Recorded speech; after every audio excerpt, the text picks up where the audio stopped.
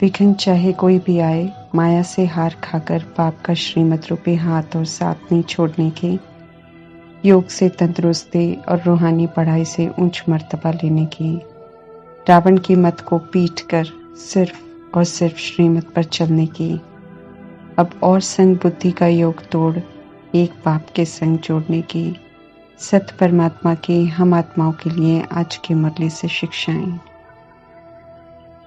ज्ञान नाव के समान है जो हमें रूहानी सच्ची यात्रा पर ले चलती है। ज्ञान रतन है जो आत्माओं का श्रृंगार करते हैं। ज्ञान अमृत है जो आत्मा को विकारों के विष को छोड़ना सिखाता है। ज्ञान प्रकाश है जो अंधकार से सोचरे में लाता है। ज्ञान संजीवनी बूटी है, जीवनदायिनी बूटी है, मूर्छित से सुरजीत करती है। ज्ञान अमृत धारा है, ज्ञान अस्त्र शस्त्र है, ज्ञान तलवार है, ज्ञान सुरक्षा कवच है। ज्ञान अविनाशी प्राप्ति कराने वाला परमात्म उपहार है। ज्ञान जल है, अर्थात ज्ञान का जितना हम मनन करेंगे उतना सशक्त तैराक बनेंगे और ईश्वरीय कार्य में सहयोगी भी बनेंगे और कभी भी डूबेंगे नहीं, बल्कि डूबने वालों को भी बचाने का सहयोग देंगे। मनन चिंतन आत्मा को ज्ञान से सशक्त बना देता है। ज्ञान अमृत या ज्ञान जल में तैरते हुए अर्थात मनन करते हुए ऊंची स्थिति में रहना सीख जाते हैं। मनन करने के महत्व की तरफ ध्यान खिंचवाते हुए परमात्मा समझा रहे हैं, ज्ञान का मनन करेंगे, ऊंची स्थिति में रहेंगे तो कभी भी दिल शिकस्त नहीं होंगे और ना उम्मीद होंगे, क्योंकि मनन करने से ज्ञान की गहराई में जाने से राज युक्त हो जाते हैं। क्यों, क्या, कैसे के सारे राज समझ में आ जाते हैं। चिंतन कर चित्त पर बिठाने से उमंग उत्साह के रत्नों से कभी भी विस्मृत नहीं होंगे। ज्ञान प्रकाश है, ज्ञान रास्ता दिखाता है, ज्ञान सकारात्मक और शक्तिशाली बनाता है, इसलिए मायूस और ना उम्मीद तो हो ही नहीं सकते हैं। मनन करने से ज्ञान की बातें इतनी स्पष्ट मन बुद्धि पर बैठ जाती हैं कि क्यों क्या के प्रश्न नहीं बल्कि निवारण ही दिखाई देता है। जो हुआ वो पास्ट हो गया, उसको बदल नहीं सकते, इसलिए ड्रामा के पॉइंट को समझ बीती को बिंदी लगाना भी सहज हो जाता है। होली हंस अर्थात पवित्र आत्माएं अपने अंदर कोई किचड़ा नहीं रखते हैं, न कंकड़ रूपी बातों को देखते हैं न ग्रहण करते हैं, क्योंकि समझते हैं कि वो व्यर्थ है। किसी भी तरह की बातों के या व्यर्थ के जाल से मुक्त हो, ऐसी आत्माएं खुद भी उड़ते हैं, औरों को भी उड़ाते रहते हैं। ऐसे ज्ञान जल में तैरने और ऊंची स्थिति में उड़ने वाले होली हंस बनने का वरदान दे रहे हैं परमात्मा। स्थूल और सूक्ष्म देह अभिमान से मुक्त हो, आत्म अभिमानी अर्थात बेदाग हीरा बनना माना मणि बनना। जो ऐसे आत्म अभिमानी बनते हैं वे ही बाप के मस्तक मणि बन चमकते हैं। तन हो, मन हो, धन हो, बुद्धि हो, सब विकारी कलयुगी तमो प्रधान बन जाते हैं। हम आत्माओं की तमो प्रधान अवस्था देखकर युक्ति बताते हैं परमात्मा की कैसे एक तरफ तमो प्रधानता की परत भी उतारते रहें, दूसरी तरफ आगे के लिए कंचन काया भी तैयार करें। ये कर्म भूमि है, बिना कर्म किए यहाँ कुछ नहीं मिलता है। सबसे पहले तमो प्रधानता को उतारने के लिए कहते हैं कि जो कुछ आपके पास है उसे ईश्वरीय सेवा में लगाओ, अर्थात तन मन बुद्धि धन को सत्य से परिचित कराने के लिए यूज करो। अपनी रोज की दिनचर्या में चाहे हम कितना भी पूजा पाठ भक्ति स्नान दान करें, किसी से भी तमो प्रधानता नहीं उतरेगी और न कुछ भविष्य के लिए भाग्य बनेगा। द्वापर युग से हम करते आए हैं, ये सब रौरव नरकवासी बन गए हैं। तीसरे नेत्र से देखेंगे तो स्पष्ट समझ में आएगा। सत्य परमात्मा अभी सत्य बता रहे हैं। अगर हम सत्य बनकर अर्थात आत्मा समझकर आत्मा भाइयों को सत्य से परिचित कराएंगे, मन वचन कर्म से शुद्ध पवित्र बनेंगे तो सफल करेंगे और तन मन की मैल उतरेगी। वैसे भी तन मन धन बुद्धि जो भी हमारे पास है, अगर हम उसे श्रीमत प्रमाण यूज करते हैं तो हम उसे सफल करते हैं। सत्य ज्ञान चाहे मिलता है, भले वो 3 पैर पृथ्वी ही क्यों ना हो, उसे परमात्मा कॉलेज कम हॉस्पिटल कहते हैं, क्योंकि सत्य ज्ञान से आत्मा शिक्षित भी होती है और साथ साथ आत्मा के अनेक तरह के रोग का भी इलाज होता है। जो ये सेवा कर सकते हैं उन्हें परमात्मा कहते हैं कि खोलते जाओ, क्योंकि तेज गति से सेवा होनी है। समाप्ति का समय समीप है और अभी भी ऐसे कई हैं जो सत्य से परिचित नहीं हैं। परमात्मा तो निराकार है, उन्हें हमारा कुछ चाहिए ही नहीं। हम अगर सेवा पर लगाते हैं तो हमारे ही पाप कटते हैं और पुण्य जमा होता है, क्योंकि खाते तो सारे खाली हैं। नई दुनिया शुरू होनी है, पुरानी खत्म होनी है। नई में जाने के लिए भी सच्ची कमाई और स्व परिवर्तन चाहिए। जो कुछ भी हमारे पास है उसे हमारे द्वारा ही सफल करवाते हैं परमात्मा। जितना देह अभिमान बढ़ता है उतना ही विकारी बंधन बढ़ते जाते हैं, लेकिन सुख किसी भी बंधन से नहीं मिलता। मोहवश एक दूसरे के साथ सब बंधे हुए हैं, लेकिन नाखुश भी हैं, कर्म भी कूटते हैं, क्योंकि जो आत्मा के अपने निजी गुण हैं उससे सब विस्मृत हैं और एक दूसरे से उम्मीद रखते हैं पाने की। सभी खाली हो गए हैं, इसलिए कोई दे नहीं पाता है। मोह माया के बंधनों से छुड़ाने के लिए निराकार परमात्मा इस समय सिर्फ संबंधों से हाजिर हैं।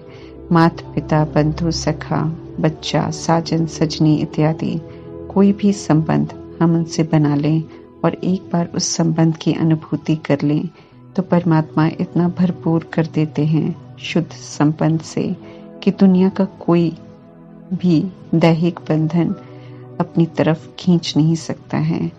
जो इंद्रियों से परे का शुद्ध सुख परमात्मा द्वारा मिलता है वो और कोई दे नहीं सकता है। परमात्मा को अपना बच्चा बनाना ये संबंध बड़ा दिलचस्प भी है और गहरा भी है। दुनियावी दैहिक जितने भी रिश्ते बनाए हैं सभी से धोखा मिलेगा, बच्चों द्वारा भी धोखा मिलेगा। कोई भी किसी का सदा साथ नहीं निभा सकता है सिवाय परमात्मा के। मन बुद्धि से इस समय हम सब कुछ समर्पण कर ट्रस्ट जीवन यूज करते हैं। पूरा वारिस बनाने वाले ही फिर 21 जन्मों का वर्षा पाते हैं। पूरा वारिस बनाने का जो अतीन्द्रिय सुख है उसकी अनुभूति अभी संगम युग में होती है। एक जन्म और फिर इसी अनुसार स्थूल प्रारब्ध मिलती हैं।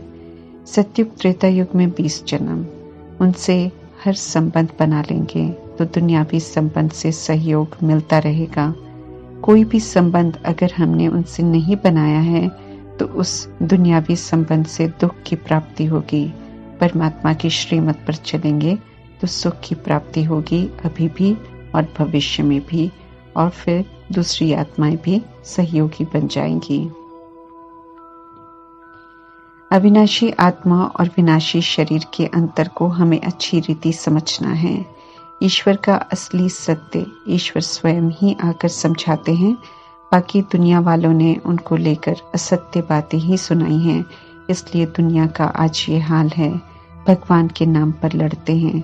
ऋषि मुनि संत महात्मा धर्म स्थापक कोई भी परमात्मा का सत्य बता नहीं सकते, क्योंकि सब पुनर्जन्म में आते हैं। सिर्फ परमात्मा पुनर्जन्म में नहीं आते हैं, इसलिए अपना, हमारा और ड्रामा का सत्य सिर्फ परमात्मा ही बता सकते हैं। ऊंची दुनिया सचखंड परमात्मा ने बनवाई। सचखंड में जाने योग्य लक्ष्मी नारायण कैसे बने, सभी की बायोग्राफी परमात्मा अभी संगम युग में बताते हैं। क्यों हम सब त्योहार मनाते हैं, उनका आध्यात्मिक रहस्य क्या है, जिनकी हम सब भक्ति मार्ग में पूजा करते हैं वे सब कौन हैं, ये परमात्मा ही बताते हैं। यादगार किसके हैं और कौन बनाता है, क्यों बनाता है, सभी का सत्य परमात्मा ही बताते हैं। पूजनीय कैसे बनते हैं, वर्षा कैसे लेते हैं, सभी बातें यथार्थ परमात्मा अभी हम आत्माओं को समझा रहे हैं। तीसरा नेत्र देकर परमात्मा हमें त्रिकालदर्शी, त्रिनेत्री तीनों लोगों का राज भी बताते हैं।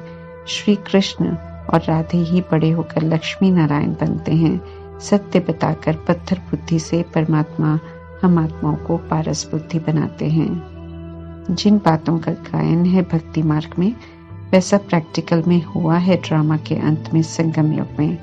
अगर परमात्मा के लिए कहते हैं तुम ही हो माता पिता, तुम ही हो बंधु सखा, तुम ही हो, ऐसा कहते हैं तो परमात्मा ने ये सारे संबंध निभाए हैं इस सृष्टि पर आकर। गायन है अंत समय जो स्त्री सिमरे बलबल योनि वैश्य पावे। ये भी कलयुग के अंत की बात है।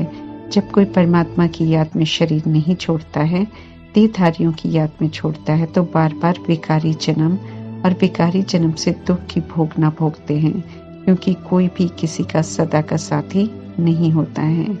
इसी तरह कलयुग में जितना धन के पीछे भागते हैं, जितना धन जोड़ते हैं, धन का अभिमान करते हैं, उतना ही वो धन आंखों के सामने छिन जाता है। इसलिए गायन है, किसी की दबी रहेगी धूल में, किसी की कलियों की राजा खाए, किसी की चोर भी लूटेंगे और किसी की आग भी जलाए। ये दृश्य कई बार हुए भी है। फिर भी मनुष्य और भाग रहा है धन के पीछे।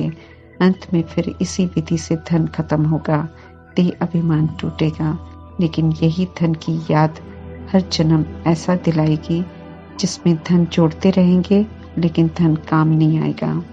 कल पहले भी हुआ था, अभी फिर होना है। गायन उन्हीं बातों का होता है जो हुई हैं। ऐसा विनाश होने से पहले परमात्मा कहते हैं कि अपना सब कुछ सफल करो और दैवी स्वराज्य का राज्य भाग्य बनाओ। जैसे जैसे आत्माओं की अवस्था बदलती है, वैसे वैसे राजाई भी बदलती है।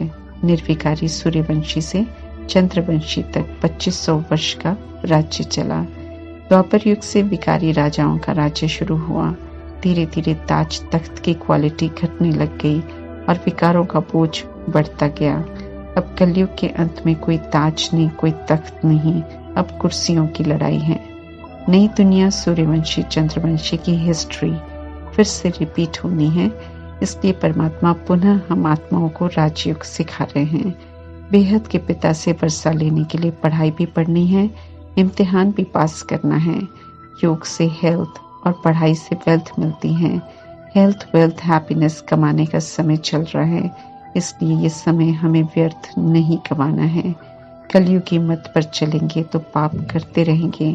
देवता बनना है तो परमात्मा कहते हैं और संग तोड़, एक मेरे संग जोड़ो। जितना उनकी श्रीमत पर चलेंगे उतना हम सब ऊंच मर्तबा प्राप्त करेंगे।